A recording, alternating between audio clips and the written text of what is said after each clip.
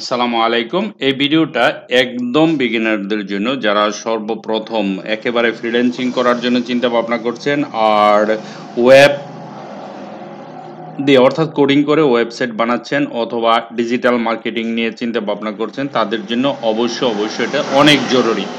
ঠিক আছে, দেখেন আমি কয়েকটা পার্টে দেখাবো, বেশি বড় হবে না, 2-3 মিনিটের ভিডিও হবে। তারপরে আস্তে আস্তে দেব। দেখেন, সর্বপ্রথম আপনি কম্পিউটার খুলে একটা ফোল্ডার বানাবেন। আমি যেভাবে দেখাইতেছি এইভাবে যদি আপনি কাজ করেন, ইটস নট এ ম্যাটার। হ্যাঁ, আমি ওয়েব নামে একটা ফোল্ডার বানালাম, ওয়েব। তারপর এটার ভিতরে ঢুকবো, ডাবল ক্লিক করে আমরা ঢুকতেই পারি। কমান্ড লিখবো, কমান্ডের সংক্ষিপ্ত হলো সিএমডি। সিএমডি দিয়ে এন্টার দিব।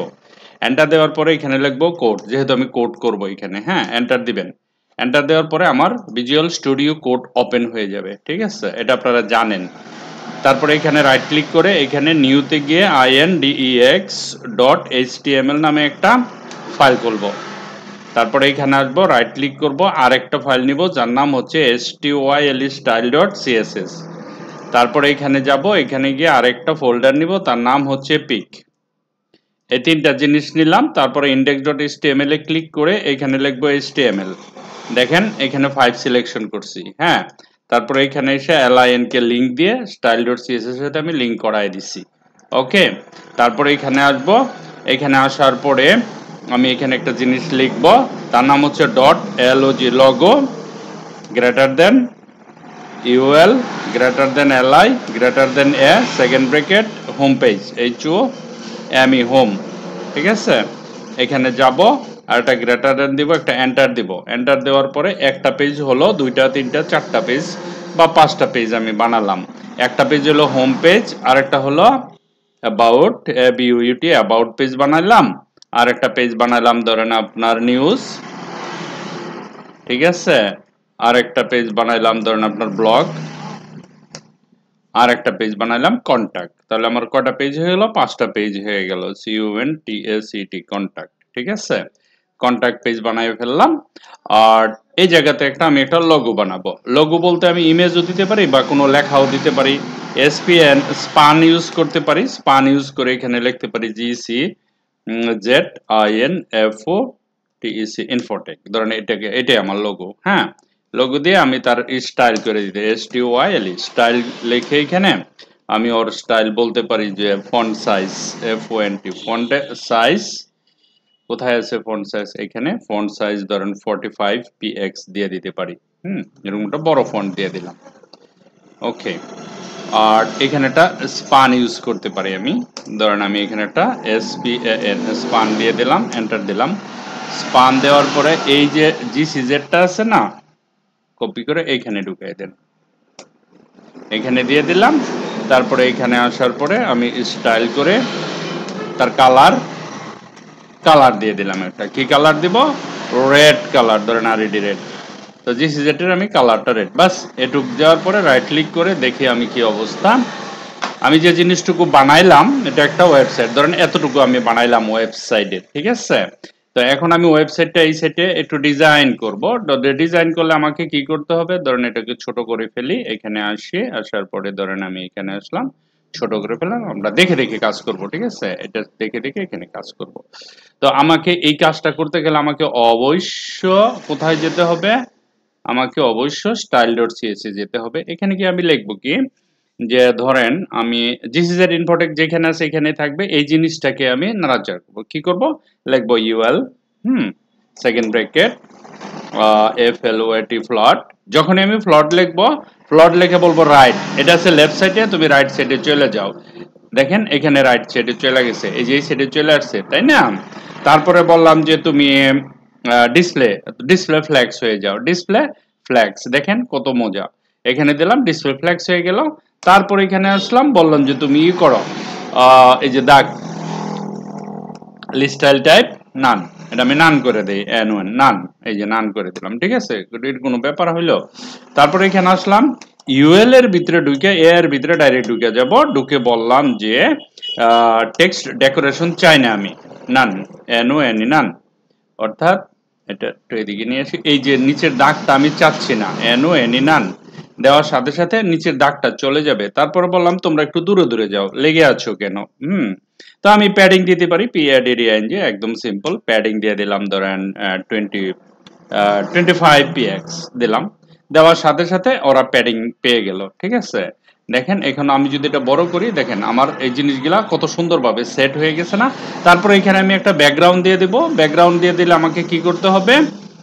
এটা ডট লোগো দিয়ে আমি ধরে নিব। ঠিক আছে, ধরেন আমি এখানে আসলাম, এখানে আসার পরে আমি এই জায়গাতে বললাম যে হ্যালো, তুমি ব্যাকগ্রাউন্ড হয়ে যাও, dot LOGO logo second bracket BACK background.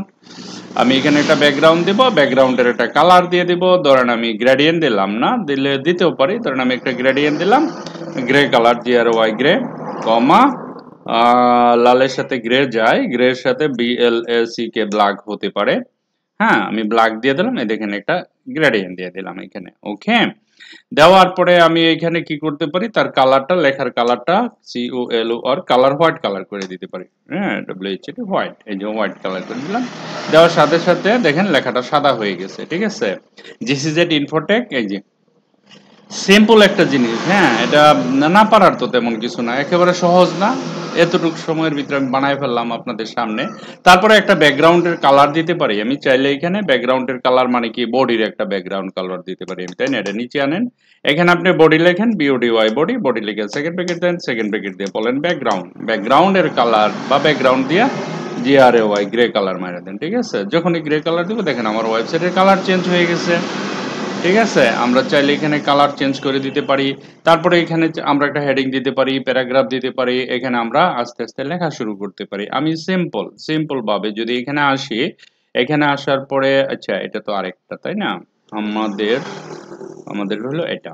এখন এখানে আসলাম, এখানে আসার পরে আমি বললাম যে আমার এখানে একটা প্যারাগ্রাফ হবে বা একটা ডিপ বা একটা কিছু। এখানে আসলাম, আসার পরে আমি এখানে একটা পি লিখলাম, পি নিলাম, সিম্পল LOREM লোরেম দিয়ে বললাম যে আমারে 300 সেন্টেন্স দিয়ে দাও। ওকে, এন্টার দিলাম, কন্ট্রোল জেড করলাম। দেখেন দেওয়ার সাথে সাথে আমার প্যারাগ্রাফটা এখানে চলে আসছে। হ্যাঁ, তার মানে আমি লিখতেও পারি এখানে, তাই না?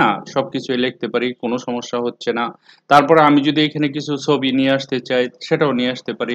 ছবি নিয়ে আসার ব্যাপারে হচ্ছে এখানে আপনাকে একটু মনোযোগী হতে হবে।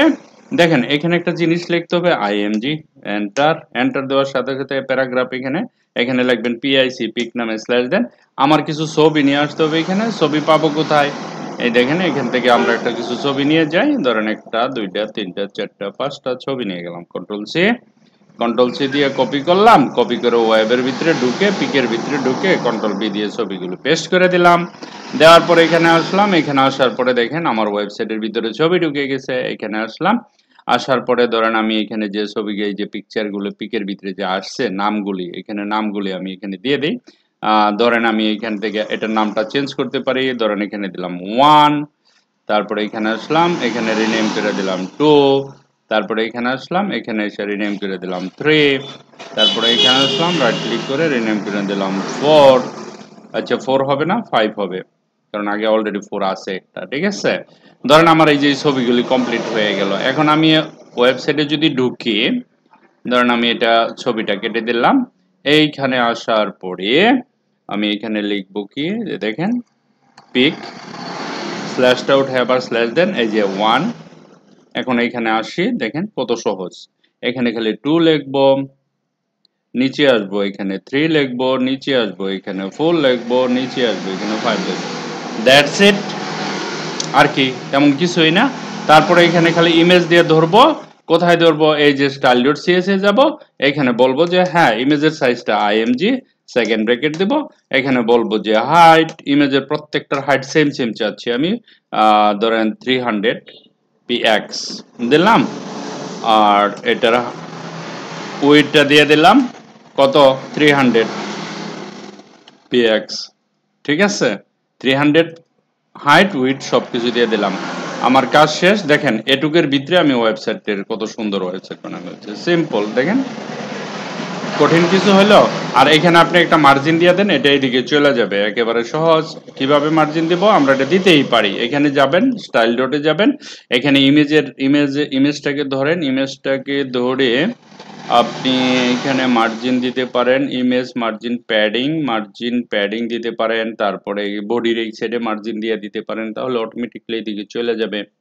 ঠিক আছে, আপনি যদি বডিতে মার্জিন দেন এই জিনিসটা পেয়ে যাবে। ঠিক আছে, ওকে, প্রথম ভিডিওতে এতটুকু আপনারা বানাবেন, তারপরে আমরা স্টেপ বাই স্টেপ সামনের দিকে যাব। এটা একেবারে প্রথম যারা বিসমিল্লাহ থেকে ওয়েবসাইট বানাইতে চেষ্টা করেন কোডিং দিয়ে। Thank you very much for watching this video, bye by.